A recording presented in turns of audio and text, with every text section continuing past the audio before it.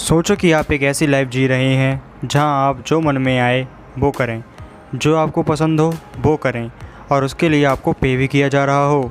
ज़रा इमेजिन करो कि आपको किताबों से प्यार है और आप किसी बुक पर काम कर रहे हैं या फिर उस प्रोजेक्ट पर जिस पर आप हमेशा ही काम करना चाहते थे।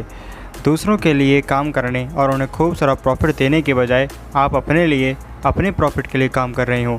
कैसा लगता है ये सुनकर? परफेक्ट ना? अगर आप भी ऐसा कुछ सोचते हैं तो ये वीडियो आपके लिए है। हालांकि इस वीडियो में आपको ऐसा कोई भी शॉर्टकट नहीं मिलने वाला जो आपको फटाफट पैसे कमाने का एक ही तरीका बताए, क्योंकि ऐसा कोई तरीका होता ही नहीं है। चलिए शुरू करते हैं। बहुत से लोगों के दिमाग में एक ख्याल आता होगा कि मेरे पास तो कोई स्किल ही नहीं है, तो मैं भला पैसे कैसे कमा सकता हूँ। सच कहें तो कमा भी नहीं सकते, क्योंकि अगर आपके पास कोई स्किल ही नहीं है तो आप अपनी लाइफ में कभी पैसा नहीं कमा पाएंगे। लेकिन बात यह है कि आप कमा लेते हैं, बल्कि हर कोई कमाता है, क्योंकि हर कोई इस दुनिया में किसी न किसी हुनर के साथ पैदा हुआ है। लेकिन आपकी प्रॉब्लम इतनी सी है कि आपको ये पता ही नहीं है। इसलिए मैं बताता हूँ कि कैसे इसे ढूंढा जाए। एक दिन माइकल सूट पहनकर तैयार होकर ऑफिस के लिए निकला।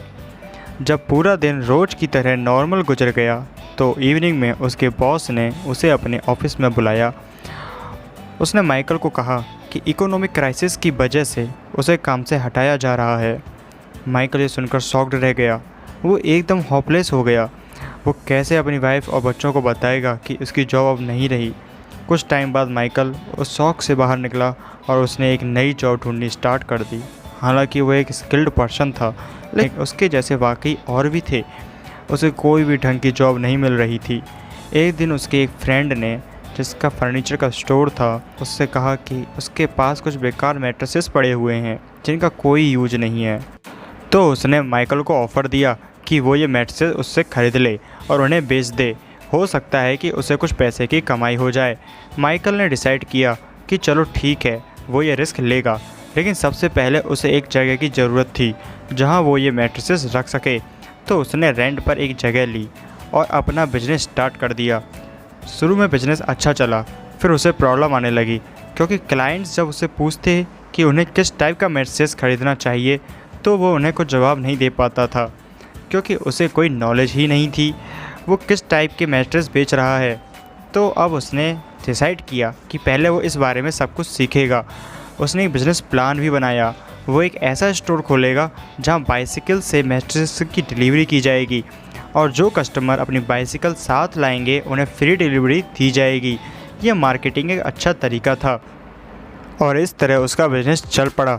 सबसे ज़्यादा खुशी की बात थी, इससे माइक्रो बिज़नेस बोलते हैं, जिसमें ऑलमोस्ट कोई भी स्टार्टअप कॉस्ट नहीं लगती और मोस्ट ऑफ टाइम इसमें सक्सेस गारंटी भी मिलती है। चलिए इस वीडियो में हम माइक्रो बिज़नेस को और समझते हैं। आखिर ये माइक्रो बिज़नेस का आइडिया आता कहाँ से है। पॉइंट नंबर 1, मार्केट में इनएफिशिएंसी। जब कोई सर्टेन प्रोडक्ट अपनी एफिशिएंसी को लूज करता है तो उसकी जगह कोई नया प्रोडक्ट मार्केट में आ जाता है। तो क्यों ना आप उस नए आइडिया को ढूंढ निकालें, है ना पॉइंट की बात। अब चलते पॉइंट नंबर 2 पर, न्यू टेक्नोलॉजी।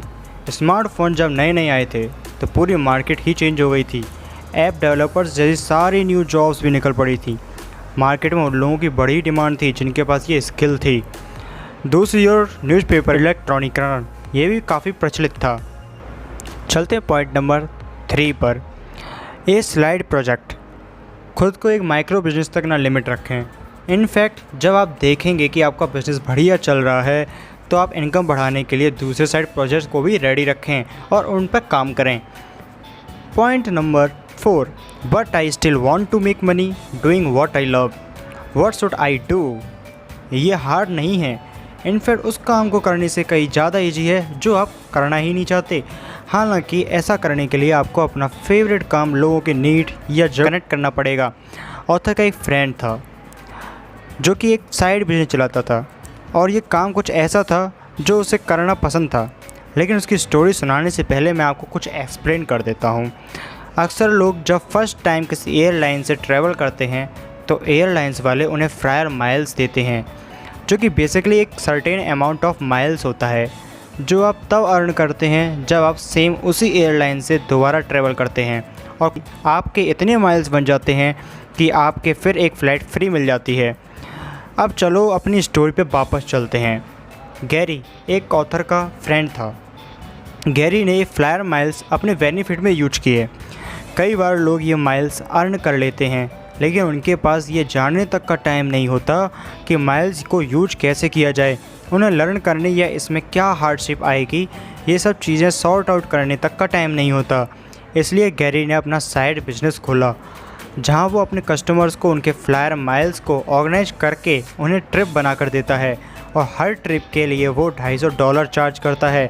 अब आप पूछेंगे कि कोई भी उस काम के $250 क्यों देगा जो वो खुद फ्री में कर सकता है। तो इसका आंसर है कि $250 कुछ भी नहीं है $5000 के कंपेयर में, जो लोगों को बिना फ्लायर माइल्स यूज किए किसी ट्रिप के लिए खर्च करने पड़ते हैं।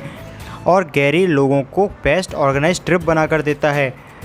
और अगर ऐसा नहीं होता तो लोग क्यों उसे पे करते। यहाँ हम देख सकते हैं कि गैरी ने एक ऐसा बिजनेस ओपन किया जो उसके पैशन से इनडायरेक्टली रिलेटेड है।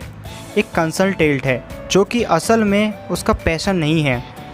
तो इस तरह उसने अपनी फेवरेट काम को लोगों की ज़रूरत से जोड़ा, और उसका फेवरेट काम था लोगों को उनकी प्रॉब्लम का सॉल्यूशन बताना। चलिए 3 प्रिंसिपल सीखते हैं अपने बिजनेस पर फोकस करने के लिए। पैसे कमाने के लिए इन 3 प्रिंसिपल्स पर फोकस ज़रूर करना चाहिए। Point number 1, base your prices on benefits not cost. जब आप प्रोडक्ट के लिए प्राइसेस सेट करते हैं तो ये ध्यान रहे कि ये लोगों को मिलने वाले एक्चुअल बेनिफिट पर बेस्ड हो, ना कि इसकी कॉस्ट पर, ना ही उसे प्रोडक्ट बनने में लगने वाले टाइम पर। बस बेनिफिट्स का ध्यान रखें। Point number 2, offer a limited range of prices. आप अपने कस्टमर को हमेशा ऑप्शन दें कि वे डिफरेंट प्राइस रेंज में चूज़ कर सके, लेकिन ये भी ध्यान रखें कि ऑप्शन लिमिटेड हों। अब एप्पल को ही देख लो, जब भी उनका कोई नया प्रोडक्ट निकलता है तो उसमें कुछ ऑप्शन होते हैं, जैसे एंट्री लेवल, इंटरमीडिएट लेवल और परफेक्ट लेवल। लेकिन इन तीनों लेवल के प्रोडक्ट्स की प्राइस में मामूली सा डिफरेंस होता है, जिससे लोग ज़्यादातर लास्ट लेवल वाला परफेक्ट प्रोडक्ट ही खरीदते हैं, क्योंकि इसमें कोई तुक नहीं बनता। आप $1000 खर्च करके भी एंट्री लेवल की चीज़ ले रहे हो, जबकि $300 ज़्यादा खर्च करने में आपको इसका परफेक्ट वर्जन मिल रहा हो। ये कंपनी का बिजनेस करने का मॉडल होता है। Point number 3, get paid more than once. आपका पे बैक एक ही बार क्यों आए। आप चाहें तो मंथ एक से ज़्यादा बार पे बैक पा सकते हैं, बस कंटिन्यूस बने रहें। जैसे अब नेटफ्लिक्स को ले लो, आप उनके स्ट्रीमिंग सर्विस देखने के लिए मंथली पे करते हैं। उनका पेडे हमेशा रहता है, पर मंथ का रहता है, हर साल का होता है। इस वीडियो में हमने माइक्रो बिजनेस के बारे में देखा कि कैसे माइकल की जॉब चली गई, फिर उसने कैसे मैट्रेसेस सेल करके अपने बिजनेस को खड़ा कर दिया। फिर हमने माइक्रो बिजनेस के 4 पॉइंट्स के बारे में जाना, market efficiency, new technology, a slide project, but I still want to make money. फिर हमने बिजनेस के 3 प्रिंसिपल्स देखे। इस एक वीडियो से हमने इतने सारे पॉइंट्स के बारे में जाना। हम आपके लिए ऑनलाइन अर्न कैसे कर सकते हैं उसकी सीरीज़ लाने वाले हैं, जैसे यूट्यूब से अर्न कैसे करें, वेबसाइट से अर्न कैसे करें, इंस्टाग्राम से अर्न कैसे करें। अगर आपको वीडियो अच्छी लगी है तो चैनल को सब्सक्राइब जरूर कीजिए, इससे आगे आने वाली वीडियो की नोटिफिकेशन आपको मिल सके।